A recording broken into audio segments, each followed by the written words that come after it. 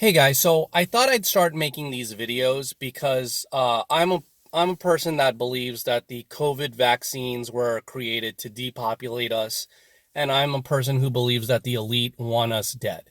And I believe that there is a multitude of reasons why they want us dead. And I'm kind of making this video off the cuff. I don't really have a lot of time to make these videos, so I thought with each video that I make, I'll go through certain reasons why the elite want us dead.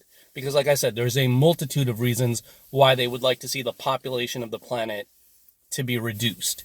So I'll make this like my first segment. And like I said, these videos are kind of off the cuff, and I don't really have a lot of time to make them. So forgive me if I make any mistakes. But let's go into part one. I want to keep making more of these videos, with each video exploring a reason why the elite want us dead. So in 2008, there was a financial collapse. If you remember, George Bush was president. That was right around the time George Bush was president and Obama was about to come in. And Lehman Brothers collapsed, and there was a housing market collapse, and housing prices plunged to levels, that were completely, people were like in shock at the level that the prices went down. And they were saying, oh, these big banks and these big businesses, they're too big to fail. We can't have them fail, because if they fail, then it's going to devastate the global economy. So what did the US government do? They said they're going to bail out all those companies. They have to bail them out, because if they don't bail them out, the repercussions were going to be absolutely nightmarish and horrible and whatever. So they went ahead and they printed a bunch of money and they gave it to those companies to bail them out. And at the end of the day, who's stuck with that bill? That's us. We're the taxpayers. So all that money that went to all those big companies, Wall Street, that was about to collapse, at the end of the day, we're stuck footing the bill. Now, as you know, the United States is $31 trillion in debt. And that debt is continually growing. And it's us, it's the people who are responsible for paying that debt through the taxes, while Wall Street and all the elite people, all the rich people, they got their money and, they had a ball. So now what happens is, right after they bail out all these companies, the Federal Reserve starts printing money and they're monetizing the debt. They're constantly putting money into Wall Street and lowering the interest rates and bringing them down to zero and having a very easy monetary policy. So all these companies can start borrowing money at 0%. And like I said, if I came to your house with $1 million and I said, let's go have a good time, we're going to have a good time. But somebody has to pay back that $1 million. If I just borrow that $1 million and I say, let me go have a blast, at the end of the day, that $1 million has to be repaid. So yeah, you're going to have a great time spending that $1 million. You're going to have a really fun time, but there's going to come a point where you have to pay it back. So here's the United States government now. This is like, I guess, when Obama's president, and I'm not blaming presidents. I'm not even talking about presidents. I'm just trying to give you guys a timeline. I don't even believe that presidents are ultimately responsible for the economy, whether it's Trump or Obama or Biden or whatever.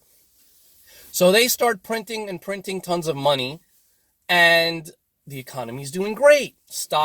That's why when Obama was president, the stock market was going up, everything was getting back to normal, and everybody will look at like, well, it's the president's policies. It's not really any of the president's policies. It's the Federal Reserve, and they're printing money. So now they're printing all this money, and everything's going great. Inflation's only at 2%, but there is inflation. The thing is, the inflation is going into the price of homes. The price of homes started to skyrocket. You could go in and do a flip and, the cost of the house would become, you could sell it for so much more. People's stock portfolios were going up. So it's a wonderful time, because if you're a homeowner, you're like, hey, the price of my home is going up. This is great. I could take out another mortgage and I can go have a beautiful time, because I'm going to borrow a bunch of money because I have so much equity in my house. My house is worth so much more, whatever. If you're owning stocks at that time, that's great, because the government's printing money, your stocks are going up. That's great. All the inflation is going into the stock market and it's going into housing. So people are happy. But now what happens is you can't keep printing and printing and printing money, because eventually that money is going to start going into consumer goods. And that's when it starts hurting. That's when it starts hurting the average person, because you're going to go to the store and that apple isn't going to be the same price it was. It's going to go up in price, and that milk and that whatever. It's all, the price of everything is going to go up. So they know if they keep printing and printing money for now, everybody's going to have a great time. And this is what they were doing when Obama was president. Again, I'm not saying it happened because Obama was president. These are decisions that are way bigger than presidents. These are happening at the central bank, the Federal Reserve, and all that sort of stuff. So I'm just trying to give you a timeline of when this stuff was happening. So they know if they keep printing money, you can't, because if you keep printing money, you're going to have inflation and you're going to destroy the value of the money. So they know, the people printing the money know that this can't go on forever. People like us, we don't care. We just go to work 9 to 5, come home, watch TV, kick it with your family, and go to bed, right? We're not really paying attention to that stuff. But the people behind the scenes, they know that if they keep printing and printing and printing money, that inflation is eventually going to make its way to consumer goods, and they're going to destroy the currency. So now what's happening is they know that eventually the currency is going to get destroyed. So back a couple of years ago when Trump was president, they started to, what they said was, we're not going to print money forever because we know it's bad. And these are just temporary measures. And as long as we do this, we fix everything, then we'll go back and we'll start raising the interest rates again, and we'll not lend out money so easily. We'll do quantitative tightening. We won't do quantitative easing anymore. And there was a big stock market crash when they did that. That was under Trump, when they started doing quantitative tightening and they started pulling liquidity out of the system, there was a big stock market crash. So the Federal Reserve had to pivot, and they had to say, okay, the markets can't handle it, so we're going to start printing again, and we're going to start lowering the interest rates again. And the stock market shot right back up because you're putting more money into the system, so it has somewhere to go, and everything starts shooting back up. But they know that this currency, that they can't keep doing this forever, because if they keep doing this forever, it's going to implode the value of the currency. So let's say you have a credit card and you're buying stuff up on all your credit cards, and you get one credit card and you bought a bunch of stuff, and now that one is full, and you go get another credit card and you buy that one, and you can't keep going on this way because you're never going to be able to pay the debt back. So because you're going to default, you're going to file bankruptcy. So what they're saying is, you know what? We're never going to be able to pay it back. So some people would say, you know what? Open up a couple more credit cards. Before you file for bankruptcy, open up a couple more credit cards and have a ball, have a blast. Buy as many things as you need. Because if you can't pay back $30,000 worth of credit card debt, you're not going to be able to pay back $60,000 worth of credit card debt. So go to town, have fun, buy up as much stuff as you can while you can, and then you file for bankruptcy.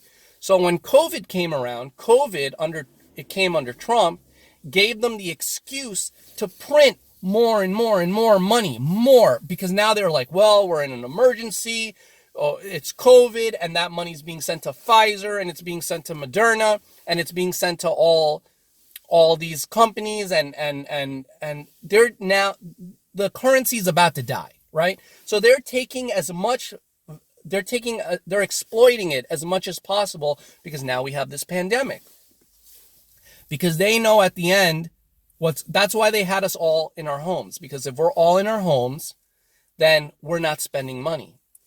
And if we're not spending money, the velocity of money starts to collapse and it starts to go down. And you could print up a bunch of money, but if nobody's spending it, there's not going to be inflation, because that money has to start moving through the system. You can print tons and tons and tons and tons of money, and it's not going to cause the value of the money to go down if it's just sitting somewhere. It has to start working its way through the economy. So they're printing and printing and printing tons of money during COVID. Now, we all get out of this COVID thing or whatever, now, we can go back to our normal lives. So that money, all that stimulus checks, all that money that they gave to Pfizer, billions of dollars in Moderna, to buy up all these vaccines and give it to us for free, even though we have to pay for it because it's a debt and you're taxed on it. So what happens is you're going to start getting inflation. Now you're going to get inflation in consumer products, in the everyday stuff that we go to the store now. So now the inflation is out of the bottle and it's very difficult to get it back in. And this economy that collapsed in 2008, that's been kept on this life support of printing and printing and printing money for the past decade, it can't go on forever. It's like kicking a can down the road. Eventually you're going to run out of road. There's going to be no more road. So you can't keep doing this forever, is what I'm trying to say. You can't keep printing money to solve all your problems. And they know this is going to happen, and there's going to be this big crescendo. There's going to be this final moment where inflation is going to skyrocket, and maybe you'll need a wheelbarrow full of money to go pick up bread. But if they start, so what can kill inflation is if you lower demand, right? If everybody's after 100 pieces of bread, let's say there's like 100 loaves of bread, and we all have a bunch of money. We all have a bunch of money. The price of that bread is going to go up because so many of us have the money and we're willing to pay for that loaf of bread that the price is going to go up. But so people will lose faith in that economic system. People will start losing faith in that economic system, and a new system will come in. But they don't want you to lose faith in that economic system, because through that economic system, a small group of men, a small group of central banksters print money, and they control the world. They can print as much money as they want, and we all have to wake up early in the morning and work 9 to 5 or whatever hours you work to get that money so that we can live our lives. So we're under their system. For those green pieces of paper, or whatever country you're from, for that piece of paper, we exert so much. We wake up early in the morning, we work overtime for a piece of paper, that they printed that we believe has value. So, if we realize, hey, this is just a piece of paper, why does this have value? Imagine like we moved on to like a Bitcoin standard, or we started trading, some other stuff. Their whole economic system would die. It would die, and they would lose the control that they have over us. So instead of having their economic system die, what if we die? What if we go stick poison in our arms and we die? That will lower the demand so that inflation stays stable, and whoever's left living, we're still under their system. So tons and tons and tons and tons of people have to die to lower demand, because otherwise inflation would go out of control. So that's one reason why the elite would like you dead, because they know that a global economic crisis is coming. It's already here. They need to lower demand. And even Jerome Powell of the Federal Reserve said, we're going to keep raising interest rates. It doesn't matter if you lose your job. He said it doesn't matter because that lowers demand. But you know what lowers demand even better? If you're dead. Because if you're dead, you're not demanding anything, right? So that's a good way of keeping inflation in check. Having people die. Because then there's no people out demanding stuff. That's just one reason why the elite would like to see us dead. There's a multitude of reasons why the elite would like to see us dead. But I just want to ask you this. If there was really a pandemic, all the homeless people should have dropped dead, right? But they didn't. We were all in our homes with heat on when it was hot, or heat on when it was cold, the air conditioner on when it was hot. We were wearing our masks, but we didn't drop. And they were saying we were dying, like people were dying in their home. But why didn't all the homeless people drop dead? It's just something to think about. So anyway, I want to keep making these videos. Like I said, that's not the only reason they would like us dead. There are a multitude of reasons, and I'd like to keep making upcoming videos on more reasons why they would like us dead. So I'm going to be posting this on Rumble. I'll post it on YouTube, but what's the point? It's going to get removed because this is America and we have freedom of speech, right? And I'll post it on BitChute. But I guess Rumble is more. I'm more focused on Rumble. So if you like the content of this video and you like what I had to say, I would just ask that you like, share, and subscribe to this video. And I will continue making more videos. Thank you so much for watching The Free Speech Warrior. And today's Friday, so have a wonderful weekend.